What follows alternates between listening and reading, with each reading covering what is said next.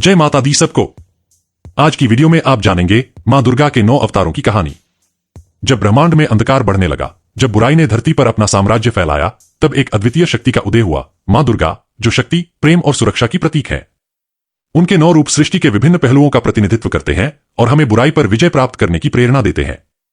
जैसे ही नवरात्रि का आगमन होता है, आइए हम नवदुर्गा के इन 9 दिव्य रूपों की कहानियों को जानें, जिन्हें नवरात्रि के 9 दिनों में पूजनीय माना जाता है।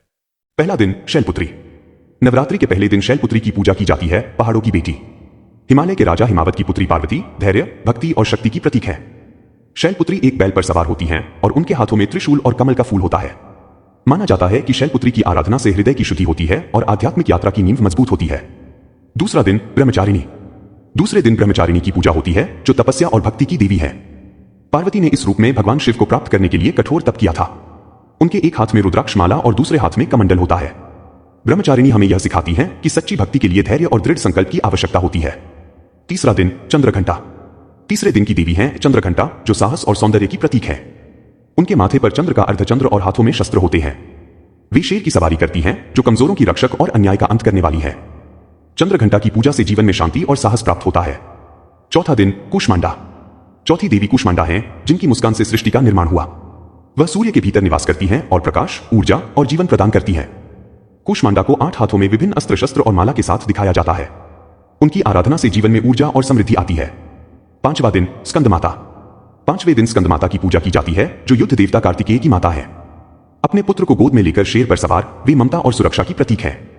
भक्त मानते हैं कि स्कंदमाता की कृपा से उन्हें ज्ञान, प्रेम और कठिनाइयों में विजय प्राप्त होती है। छठा दिन कात्यायनी।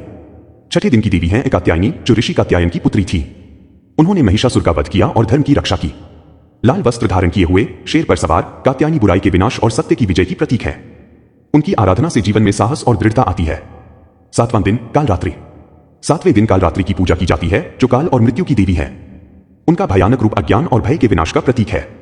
भले ही उनका रूप डरावना हो, लेकिन कालरात्रि भक्तों को अंतिम शांति और सुरक्षा प्रदान करती है।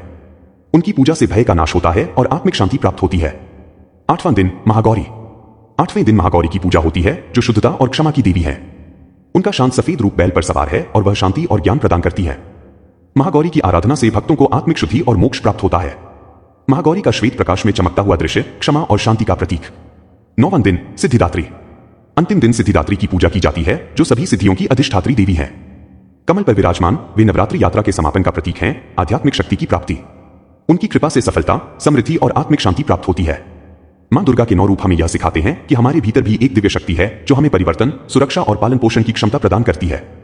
नवरात्रि के इस पावन पर्व पर हम मां की कृपा का आह्वान करें और अपने भीतर के अंधकार को मिटाकर प्रेम, शांति और सद्भावना का प्रकाश फैलाएं। हमारे साथ जुड़े और पौराणिक कथाओं की और कहानियों को जानें तथा हमारे प्राचीन ग्रंथों में छिपे ज्ञान को उजागर करें।